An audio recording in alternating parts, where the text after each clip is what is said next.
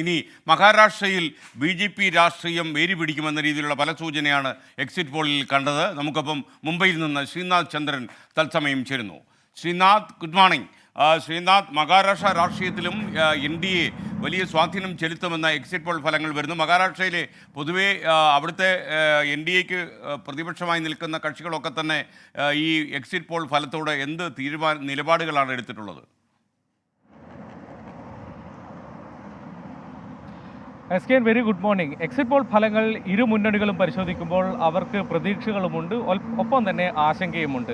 രണ്ട് തരത്തിലുള്ള exit poll ഫലങ്ങളാണ് യഥാർത്ഥത്തിൽ ഇന്നലെ വന്നത്. ദേശീയ മാധ്യമങ്ങൾ ദേശീയ തലത്തിൽ നടത്തിയ പരിശോധനയിൽ മഹാരാഷ്ട്രയിൽ BJP സഖ്യത്തിന്, NDA സഖ്യത്തിന് വലിയ മുൻതൂക്കം പറയുന്നുണ്ട്. പക്ഷേ സംസ്ഥാനത്തെ TV ചാനലുകൾ, സംസ്ഥാനത്തുള്ള ഏജൻസികൾ അവർ നടത്തിയ എക്സിറ്റ് പോൾ ഫലങ്ങളിൽ ഒന്നുകിൽ ഇഞ്ചോടിഞ്ച് പോരാട്ടമോ അല്ലെങ്കിൽ കോൺഗ്രസ് നേതൃത്വം കൊടുക്കുന്ന മുന്നണിക്ക് വലിയ മേധാവിത്വം ഉണ്ടാകും എന്നതാണ്. അതായത് ഒരു തരത്തിൽ ആശങ്കയുണ്ട്, മറ്റൊരു തരത്തിൽ പ്രതീക്ഷയുണ്ട്. ആ തരത്തിലാണ് ഇരു മുന്നണികളും ഇതിനെ കാണുന്നത്.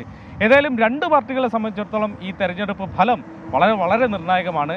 NCPയും ശിവസേനയുമാണ് ആ രണ്ട് പാർട്ടികളും പിളർപ്പുണ്ടായി.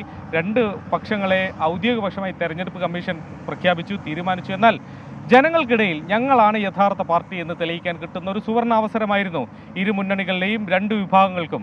ഏതായാലും ആ ഒരു തീരുമാനം കൂടി ഈ തെരഞ്ഞെടുപ്പ് ഫലം വഴി വരും. നിലവിലെ എക്സിറ്റ് പോൾ ഫലങ്ങൾ പുറത്തു വരുമ്പോൾ ഷിൻഡെ വിഭാഗത്തിന് വലിയ ആശ്വാസത്തിനുള്ള ഘടകമില്ല ശിവസേനയിൽ. മറുവശത്ത് ഉദ്ധവ് വിഭാഗത്തിന് എക്സിറ്റ് പോൾ ഫലങ്ങൾ കുറച്ച് പ്രതീക്ഷ നൽകുന്നുമുണ്ട്. ചില എക്സിറ്റ് പോൾ ഫലങ്ങൾ 14 സീറ്റ് വരെ ഉദ്ധവ് വിഭാഗത്തിന് പ്രവചിക്കുന്നുണ്ട്. ഷിൻഡെ വിഭാഗത്തിനാവട്ടെ പരമാവധി 4 or 5 സീറ്റ് എന്നതാണ് എക്സിറ്റ് പോൾ ഫലങ്ങളിൽ പൊതുവെ കാണുന്നത്. അങ്ങനെ വന്നാൽ ശിവസേന പുലർത്തി പോയെങ്കിൽ പോലും പാർട്ടിയിൽ ഒരു വേരോട്ടമുണ്ടാക്കാൻ, മുന്നോട്ട് നയിക്കാൻ ഷിൻഡെയ്ക്ക് കെൽപ്പില്ല എന്നുള്ള തരത്തിലൊരു വ്യാഖ്യാനം ആ തെരഞ്ഞെടുപ്പ് ഫലമുണ്ടാക്കും. അത് വലിയ ഡാമേജ് ഷിൻഡെ വിഭാഗത്തിനുണ്ടാകും. അത് മുന്നോട്ടുള്ള പോക്കിൽ ഇപ്പോൾ മുഖ്യമന്ത്രി ഏക്നാഥ് ഷിൻഡെയാണ്.